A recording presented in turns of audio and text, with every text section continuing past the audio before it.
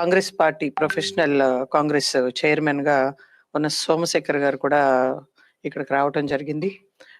వివిధ అంగన్వాడీ మహిళలకి, వివిధ ప్రజా సంఘాలు, రాజకీయ పార్టీల ప్రతినిధులందరికీ, మీడియా వాళ్ళకి హృదయపూర్వకంగా నమస్కారాలు తెలియజేసుకుంటూ 28 రోజులుగా అంగన్వాడీ కార్మికుల ధర్నాలు జరుగుతూ ఉన్నాయి.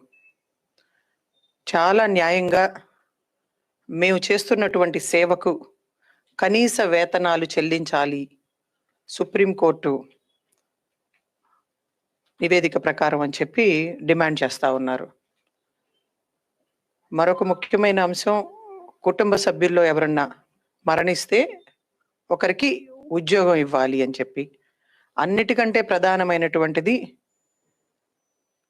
ఇంట్లో ఉన్నటువంటి కన్నబిడ్డలతో సమానంగా ఈ రాష్ట్రంలో ఉన్నటువంటి పేద వర్గాలకు చెందినటువంటి పిల్లలందరికీ కూడా జాగ్రత్తగా చూసుకుంటూ, గర్భిణీలకి, బాలింతలకి అందరికీ కూడా ఆహారం, ఆరోగ్యం పట్ల అవగాహన కల్పిస్తూ ప్రభుత్వం ఇస్తున్నటువంటి పౌష్టికాహారాన్ని అందిస్తున్నటువంటి మేము ఈ రోజున పెరిగిపోయినటువంటి ధరల వల్ల కానీ ఇతరత్ర విషయాల వల్ల జీతాలు పెంచాలి. అందులో ముఖ్యంగా పాదయాత్ర టైంలో ప్రతిపక్ష నాయకుడిగా జగన్మోహన్ రెడ్డి గారు పక్క రాష్ట్రం కంటే కూడా మీకు 1000 రూపాయలు అదనంగా చెల్లిస్తాను అని చెప్పి హక్కును చేర్చుకుని చాలా ఆప్యాయంగా మాటిచ్చారు. దాన్ని నిలబెట్టుకోండి అని చెప్పి డిమాండ్ చేస్తా ఉన్నారు. అదే కాంగ్రెస్ పార్టీగా ఈ నిరసన కార్యక్రమాలకి పూర్తిగా మద్దతిస్తూ ప్రత్యక్షంగా అనేక సందర్భాల్లో కూడా పాల్గొనడం జరిగింది. పిసిసి అధ్యక్షులు రుద్రరాజు గారు కానీ, అదేవిధంగా కాకినాడలో మా సిడబ్ల్యూసి మెంబర్ పల్లం రాజు గారు, మేము అందరం కూడా ప్రత్యక్షంగా ఉద్యమంలో పాల్గొన్నాం. ఎటువంటి కార్యాచరణ చేపట్టినా సరే మేము సిద్ధంగా ఉన్నాము, మీకు మద్దతు ఇస్తాము అని చెప్పి ప్రకటించడం జరిగింది. నిజంగానే మనం తెలంగాణ రాష్ట్రంలో కాంగ్రెస్ పార్టీ అధికారంలోకి వచ్చిన తర్వాత 18,000 రూపాయలు ఇస్తాము అని చెప్పి ప్రకటించాము, అమలు చేస్తా ఉన్నాం. మరి ఈ రోజున జగన్మోహన్ రెడ్డి గారిని కోరేది అదే, మనందరం కలిసి 18,000కు 1000 రూపాయలు జోడించి 19,000 రూపాయలు ఇవ్వండి. మీరు ఆ మహిళలు కుటుంబాలను సైతం పక్కన పెట్టి మన మధ్యతరగతి పేద కుటుంబాలకు ఎంతో సేవ చేస్తా ఉన్నారు అని చెప్పి డిమాండ్ చేస్తా ఉన్నాం. కానీ వీటన్నిటినీ పక్కన పెట్టి 1,00,000 మందికి పైగా అంగన్వాడీ మహిళలు నిరసనలు తెలియజేస్తా ఉంటే, న్యాయంగా డిమాండ్ చేస్తా ఉంటే చర్చించకుండానే ఎంత హాస్యాస్పదం అంటే, అన్ని అమలు చేసేస్తున్నాము, వాళ్ళు గొంతెమ్మ కోరికలు కోరుతా ఉన్నారు. లేదంటే కనుక ఇంకో మాట కూడా రెగ్యులర్ గా వాడుతుంది ప్రభుత్వం, ప్రతిపక్షాలును కమ్యూనిస్టులు రెచ్చగొడతా ఉంటారు. మరి ఏం చేస్తాము? ముఖ్యమంత్రి జగన్మోహన్ రెడ్డి గారు కనిపించడు, ఆయనకి ఏమీ వినిపించవు. మరి కార్మికులు ప్రజలకు అందుబాటులో ఉండి అనేక సేవలు అందిస్తున్నటువంటి ఉద్యోగస్తులు వీళ్ళందరికీ కూడా న్యాయంగా ఇవ్వాల్సినటువంటి వేతనాలు కానీ, డిమాండ్స్ను కానీ కనీసం అమలు చేయకుండా కూడా ఈ ప్రభుత్వం చాలా కఠినంగా వ్యవహరిస్తా ఉంది. దానికి తోడు ఈ రోజున ఎస్మా చట్టాన్ని ఉపయోగించడం, అది ఎంత దుర్మార్గం అంటే బెదిరింపులకు పాల్పడటం.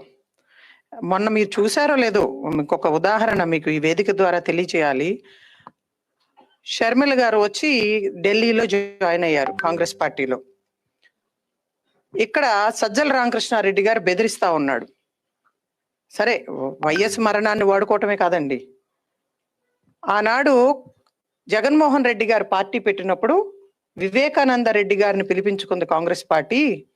ఆయన పరిస్థితి ఏమైందో మీ అందరికీ తెలుసు. ఈ రోజున ఈమె పరిస్థితి కూడా అలానే ఉంటుంది అంటే చంపేస్తారా? వివేకానంద రెడ్డి గారిని చంపేసినట్టు ఇదే విధానం ఈ రోజున కార్మికుల పైన, ఉద్యోగస్తుల పైన బెదిరించటం, ప్రతిపక్షాల పైన తప్పుడు కేసులు పెట్టి అరెస్టు చేయటం, ఇదే వ్యవహార శైలి నడుస్తా ఉంది. ఇంకా ఎంతో దూరం లేదు, ఆయనకి ఎలాగో అర్థమైపోయినట్టుంది, మరొక అవకాశం ఇచ్చే పరిస్థితి లేదు. ఆంధ్ర రాష్ట్ర ప్రజలు ఒక అవకాశం అడిగాము, ఇచ్చారు, ఇంకా చాలయ్యా బాబు, ఎవరు చెప్తూ అనుకుంటా ఉన్నారు, ఇంకా అవకాశం లేదు కాబట్టి ఏది కూడా ఇచ్చిన హామీని నిలబెట్టుకునే పరిస్థితి అయితే మనకు కనిపించట్లేదు. కన్న చెల్లినే వదిలేశాడు కదా వాడుకుని. ఈ రోజు జరిగేటువంటి దీంట్లో మరి ఈ రోజున ఎంతమంది మహిళలకి అన్యాయం చేయడంలో ఏమీ వెళ్తే అనిపించట్లేదు. అయినా కానీ అతని జేబులో డబ్బులేమో మనకి ఇవ్వట్లా. న్యాయంగా ప్రభుత్వం చేపట్టవలసిన చర్యలు, మనకి వేతనాలు చెల్లించడం. సో ఈ అంశాలన్నింటినీ కూడా చాలా సహనంతో ఓపికగా మహిళలు కాబట్టి దీక్షా శిబిరాల్లో కూర్చుని అనేక శాంతియుతంగా అనేక రకాలుగా నిరసన ప్రదర్శన చేశారు. ఇంకా ఈ ఎస్మా చట్టాన్ని ఉపయోగించిన తర్వాత వాళ్ళకు కూడా ఓపిక నశించింది, కానీ ఎక్కడా కూడా పట్టుదల వదలలేదు. జగన్మోహన్ రెడ్డి గారికి చెప్పకనే చెప్పారు, ఆంధ్రప్రదేశ్ లో ఉన్నటువంటి ఏ ఒక్క ఆడబిడ్డ కూడా మీ బెదిరింపులకి భయపడటం లేదు. అనేక మంది భగవాన్ జగన్మోహన్ రెడ్డి ఎక్కడ అరెస్ట్ చేస్తాడు, కేసులు పెడతాడు, దాడులు చేస్తారో అని చెప్పి భయపడన్న బయటకు రాలేదేమో, ప్లీజ్ డోంట్ మైండ్ అండి. కానీ మహిళలు మాత్రం అమరావతి మహిళలు చూశారు కదా, ఇప్పటికీ కూడా ఉద్యమాన్ని కొనసాగిస్తా ఉన్నారు. అదే స్థాయిలో అంగన్వాడీ మహిళలు కానీ, అదేవిధంగా సంఘాలు కానీ, కార్మికులు చెందినటువంటి మహిళలు అందరూ కూడా చాలా పట్టుదలతో మా హక్కులు మాకు అమలు చేయాలి అని చెప్పి డిమాండ్ చేస్తా ఉన్నాం. దానికి తోడుగా కాంగ్రెస్ పార్టీ మద్దతు ఇస్తా ఉన్నాం. నిన్న ఆల్రెడీ దీక్షా శిబిరానికి అన్ని ఇండియా అలయన్స్ పార్టీలన్నీ కూడా వెళ్ళడం జరిగింది. అక్కడ ప్రత్యక్షంగా వాళ్ళకి హెచ్చరించి వచ్చాం. సంక్రాంతిలోగా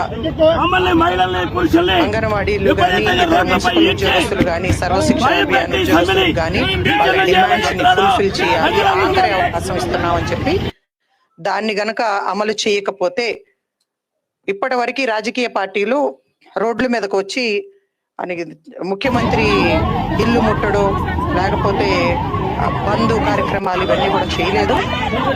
వ్యవస్థలన్నిటినీ కూడా స్తంభింపచేసే విధంగా రాష్ట్ర బంధు కానీ, అదే విధంగా ముఖ్యమంత్రి ఎలాగూ ఇంట్లోంచి బయటికి రాడు,